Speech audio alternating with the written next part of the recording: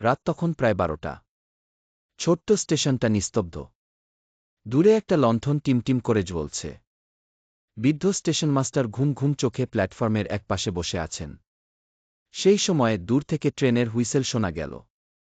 শ্যামল দৌড়ে এসে প্ল্যাটফর্মে উঠল। সে শহর থেকে ফিরছে, কিন্তু আজ একটু দেরি হয়ে গেছে। এই শেষ ট্রেনটা ধরতে না পারলে তাকে রাতটা স্টেশনেই কাটাতে হবে। ট্রেন এসে থামল। দরজা খুলতেই শ্যামল ভেতরে ঢুকল। কিন্তু আশ্চর্য! কামরাটা একদম ফাঁকা। কোনো যাত্রী নেই, কন্ডাক্টরও নেই। হঠাৎ শ্যামল অনুভব করল তার গায়ে শীতল বাতাস বয়ে যাচ্ছে। সে একবার জানলার বাইরে তাকাল, কিন্তু চারপাশের দৃশ্য যেন অদ্ভুত। যেন সবকিছু কুয়াশায় ঢাকা, শহরের আলোগুলোও ম্লান। তারপর ট্রেনের ভেতর ধীরে ধীরে ছায়ামূর্তি দেখা দিল। তারা নিঃশব্দে বসে আছে, চোখের মনি নেই, ফাঁকা চাহনি। শ্যামলের গলা শুকিয়ে গেল।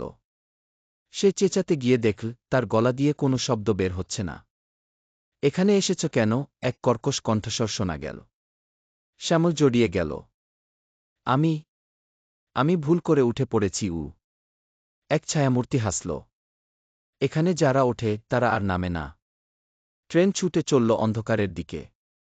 শেষ ট্রেনের কোনো গন্তব্য নেই। আরও নতুন নতুন গল্প শোনাতে লাইক, কমেন্ট, শেয়ার করুন এই পেজটি।